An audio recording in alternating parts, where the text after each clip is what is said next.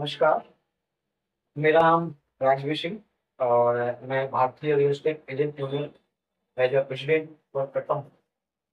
और आज हमने ऑफिस की घटना की हमारे 1 साल पहले हमने शुरुआत किया था रियल एस्टेट एजेंट के जो मुद्दे हैं और जो क्लाइंट के मुद्दे उसको रखने के लिए। तो क्लाइंट की सेफ्टी और एजेंट की सेफ्टी के लिए हमने ये प्लानिंग किया हुआ है और बहुत सारे बिल्डरों के भी जो मुद्दे हैं उनको हम लोग कवर। क्लाइंट की सेफ्टी और बिल्डरों की मुद्दे आपने ध्यान में रखते हुए ये इसका गठन किया हुआ है। क्या-क्या मतलब मुद्दे थे और क्या-क्या तकलीफ क्या कहेंगे? उसमें तकलीफ ये थी कि पहले जब हम रियल एस्टेट में काम करते थे, तो उसमें क्या होता था कि हमारे पास में कोई ऑप्शन नहीं रहता था कि हम कहाँ जाएँ। अगर हमें किसी कोई भी प्रॉब्लम होती थी, तो हम सोचते थे कि एज़ अ क्लाइंट मैं अगर किसके पास जाऊँ, कहाँ जाऊँ, कौन मेरी बात सुनेगा, वो ऑप्शन नहीं था। लेकिन रेरा आने की वजह से रेरा पे जब हमने वर्किंग शुरू किया, तो क्लाइंट की भी बात हम लोग मान गए। जी, तो आज जैसे आपने पिछले गत साल भर से आप काम कर रहे हैं, आपने अभी स्थापना की है, आपने संगठन शुरू की तो किस तरह का आपको प्रतिसाद अपने लोगों की तरफ से मिला और क्या कहना चाहेंगे?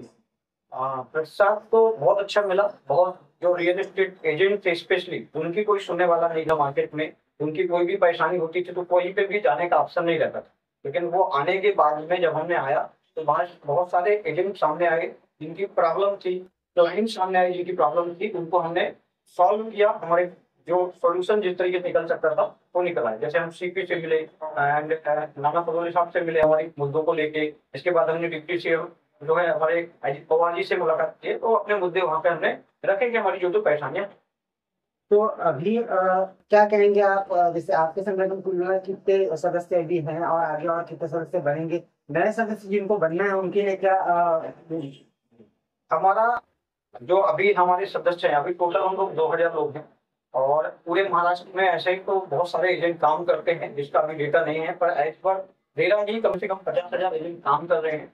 और हम प्लान कर रहे हैं कि जो भी रियल एस्टेट में एजेंट काम कर रहा है या रियल एस्टेट में काम कर रहा है, उसका एक प्रॉपर डेटाबेस हो और वो कोई भी उसको एक सही चीज मिले, क्लाइंट को भी सही चीज मिले, एजेंट को भी कहीं घटना न घटे, क्योंकि सबसे ज्यादा लोग किस पे विश्वास करते हैं, एजेंट पे। तो उसके साथ में हो। और हमारा ऐसा बोल सकते हैं कि जुड़ने के लिए हमारे पास ऐसा कोई स्पेशल मेंबरशिप नहीं है। अभी हमने जस्ट शुरुआत की है, कोई भी हमारे साथ एज एजेंट के तौर पे काम कर सकते हैं। सर हमारा यही प्रयत्न रहेगा कि एजेंट जो क्वालिफाइड एजेंट है, उन लोगों की जो ऑर्गेनाइजेशन हमने बनाया है, तो उन लोगों को एक अच्छा तरीके से डेवलपर बिल्डर का एक बॉन्ड हो, उनमें किसी तरह का धोखाधड़ी ना हो।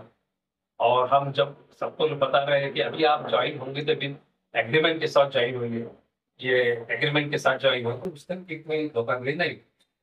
रेरा की अगर बात की जाए, रेरा में ऐसी क्या खामियां हैं, क्या आपको हमको लगता है जो जिसकी वजह से जो गुणवत्ता है वो कम हो रही है, क्या कहेंगे आप? मेरा में कुछ खामियां तो है जरूर सर, पर वो डेवलपर की तरफ से है, तो उसमें हमारे एजेंट की तरफ से कुछ फेवरेबल कंडीशन उसमें हम डालेंगे। जैसे कि अभी उन्होंने किया है कि अ, जो भी ये होगा एग्रीमेंट का कमीशन कमीशन का जो है वो जिस कर रहे हैं, और जो भी रजिस्ट्री होगी उसमें नाम रहेगा एजेंट का। तो ये बहुत बड़ी बात है रेरा ने जो किया है। क्या कहेंगे आप आने वाले समय में आपका जो संगठन है किस तरह जो कस्टमर्स है उनके लिए और जो एजेंट है उनके लिए सलाहकार साबित होगा, मददगार साबित होगा, क्या लोगों के लिए तो बहुत अच्छा होगा सर। हम सीरियल चलाएंगे कि किस तरीके से रियल एस्टेट में आप प्रॉपर्टी खरीदना चाहते हैं, वो हम अभी सीरियल चलाएंगे। और लोगों को हमारा एक संदेश है कि एनएमआरडी सैंक्शन प्रॉपर्टी खरीदिए, और प्रॉपर्टी खरीदने के लिए ऑथोराइज रियल एस्टेट एजेंट जो है उनसे ही कॉन्टेक्ट, ये हमारा संदेश है। रेरा ने जो प्रोविजन किए हैं, क्या होता है कि हर चीज को समझना, उस डॉक्यूमेंटेशन को समझ के उसके ऊपर विश्वास करना, यहाँ बहुत दिक्कत है। कई सारी बातें इसमें फ्रॉड फ्रॉड होते रहेंगे। लेकिन रेरा ने एक बहुत अच्छी बात की कि रेरा ये सारा का सारा काम रेरा का नंबर देने के पहले खुद प्रोवाइड करता है कि सारे डॉक्यूमेंट्स प्रॉपर आए, सारी चीजों का क्लियरेंस रहे, सारी चीजें मिलने के बाद ही उसको रेरा रजिस्ट्रेशन मिलता है, रेरा नंबर मिलता है। तो रेरा नंबर अगर है तो यहाँ सीधी सी बात है कि आप डाउट को खत्म करके आप उस चीज को परचेस कर सकते हैं। यहाँ कहीं कोई दिक्कत नहीं है। और यहाँ उतना ज्यादा अंदर घुसने की आवश्यकता नहीं, क्योंकि हर किसी को उतनी ज्यादा जानकारी नहीं, खास करके जो क्लाइंट है उनको उतनी ज्यादा जानकारी नहीं, उतना ही पता होता है कि भाई मैं पैसे दे रहा हूँ और मुझे मेरे नाम से रजिस्ट्री लग गया, बट उसके लीगल फैक्टर जो है उसके ऊपर उतनी ज्यादा स्टडी उसमें भी होती है।